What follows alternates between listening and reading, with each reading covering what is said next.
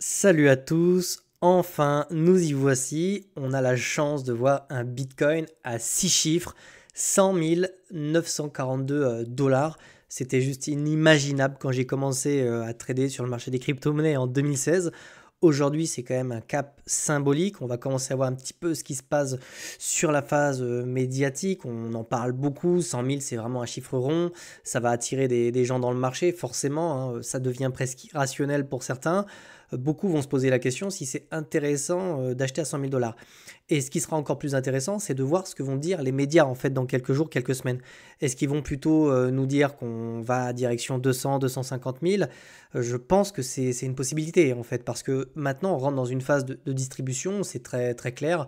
La phase médiatique va probablement durer, on va avoir des reportages, ça va en parler sur les réseaux sociaux, on le voit notamment sur la BTC Dominance, on a des particuliers qui arrivent dans le marché, ça s'est reproduit sur chacun des cycles, ici et ici. Donc dans cette vidéo, on va plutôt aller voir un petit peu le potentiel de hausse qui pourrait rester. Où est-ce qu'on se situe précisément sur ce cycle?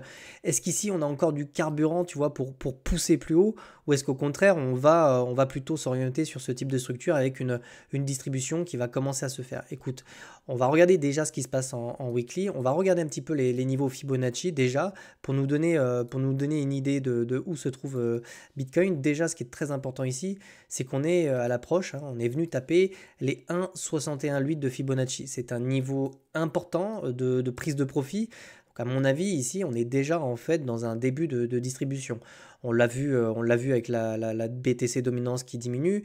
Donc ici, de toute façon, on est en train de jouer les prolongations, hein. Quand je te dis prolongation, ça ne veut pas dire qu'il nous reste 3 jours, mais ça veut dire qu'on va rentrer dans une dernière phase, qui est une phase où les institutionnels vont se servir de la phase médiatique pour distribuer. Est-ce que pour autant c'est terminé? Combien de temps il nous reste? Donc ça, j'ai fait une vidéo hier, je te conseille d'aller la voir si tu ne l'as pas vue. Mais ici, tu vois, sur mon MACD, on est sur des niveaux d'intérêt qui sont historiquement très élevés. Ça veut dire quoi? C'est-à-dire que sur ces niveaux-là, ben voilà, si on est sain d'esprit, on commence à prendre des profits sur Bitcoin. Ceci dit, pour le moment, sur mon RSI, on a toujours quelque chose de très haussier. C'est-à-dire que globalement, avant de vraiment avoir ici un gros retracement, on a vraiment la marge pour venir comme ça diverger ici sur RSI et ensuite voir aussi le MACD, tu vois, commencer à perdre de la valeur. Une fois qu'on aura vraiment quelque chose qui ressemble à ça, avec pourquoi pas un BTC qui vient chercher une extension, qui a du mal à aller la chercher, et une phase de distribution ici, on aura probablement tous les feux qui sont rouges, ok? Là, on est sur un feu qui est orange, orange-rouge. Pourquoi orange-rouge? Parce que bah, on rentre dans une phase qui va attirer énormément de personnes. On ne pourra pas faire gagner tout le monde. Donc ici, juste pour te dire que il nous reste du temps. J'ai fait une vidéo hier dessus, semaine, peut-être mois. En tout cas, je pense pas qu'on dépasse le mois de mars, si je peux être complètement honnête avec toi, parce on est tellement sur des excès aujourd'hui. Tu sais que les phases ici de surachat en weekly sont des zones en général de profit. On l'a vu ici, tu vois. On l'a également vu là avec un énorme bouffe qui a duré plusieurs mois. Donc on rentre de nouveau dans cette zone-là. Donc attention, si tu as acheté du BTC ici ou même ici, il serait prudent pour toi de commencer à préparer tes valises et au moins prendre des profits, d'accord? Maintenant, ce qui va nous intéresser, c'est surtout ce qui se passe ce qui nous passe sur les produits dérivés, parce que ça nous donne le sentiment de marché. Hein, une décorrélation entre les produits dérivés et le spot peut nous donner des informations sur des excès. Et on a des excès. Ici, quand on est venu chercher comme ça les 105 000 dollars, ça s'est fait parce qu'en fait, on est vraiment venu chercher les poches de liquidité. Donc ici, ces poches-là, donc bon, là on les voit sur les produits dérivés, mais tu les as aussi probablement aussi sur des ordres spot. En fait, c'est vraiment des poches de liquidité dont se servent les institutionnels et les gros portefeuilles pour décharger à moindre frais. Ça leur coûte moins d'argent de le faire dans des grosses poches comme ça que de le faire quand il n'y a pas d'ordre, tu vois. Parce que sinon, ça veut dire ils vont forcément pousser les prix à la baisse et ça les intéresse pas. Eux, ce qu'ils veulent, c'est vraiment comme ça, vendre et en même temps avoir un prix qui pump comme ça, qui prend de la valeur, d'accord? Donc ici, on avait vraiment des millions. Ils se sont servis de ça. C'est pour ça que dès qu'on est... En fait, ça s'appelle des cascades, hein.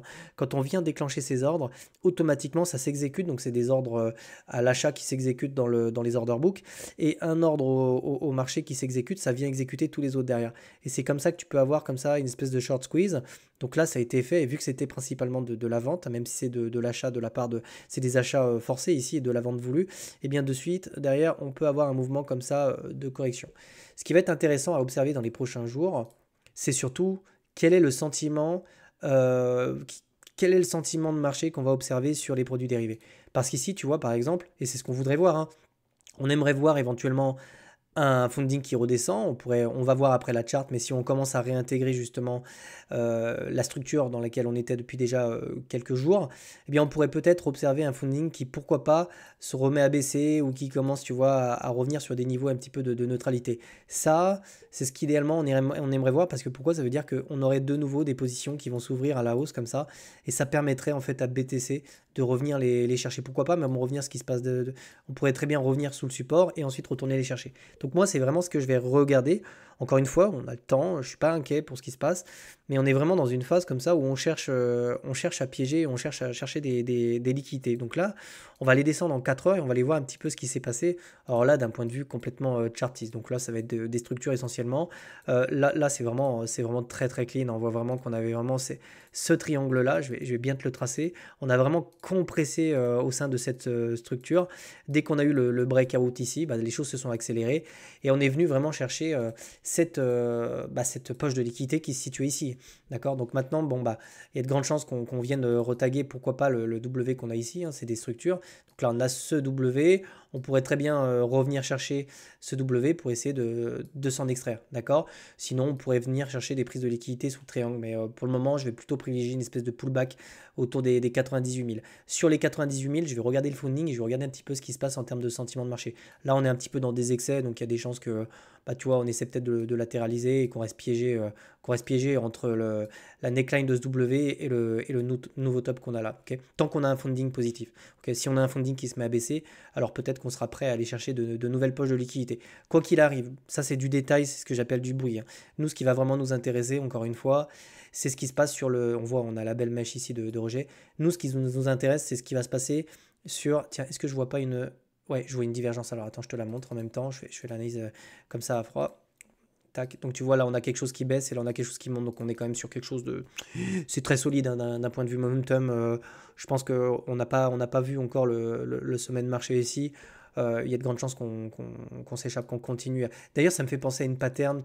Je vais te montrer ça. C'était vraiment là. On avait eu exactement la même pattern, mais vraiment, hein, tu vois que...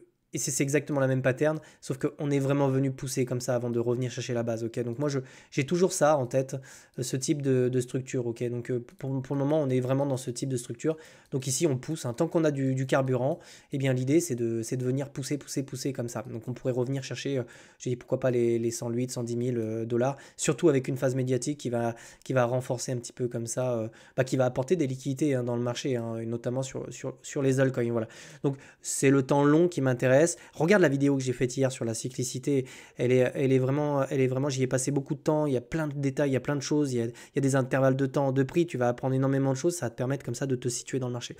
Sinon, je te souhaite de passer une excellente journée. Tu peux t'abonner à la chaîne si tu aimes ce travail. Tu peux rejoindre BitLearn aussi. Tu as les liens en description. On a un Discord privé sur lequel on échange, etc. Je te souhaite de passer une excellente journée. À très bientôt.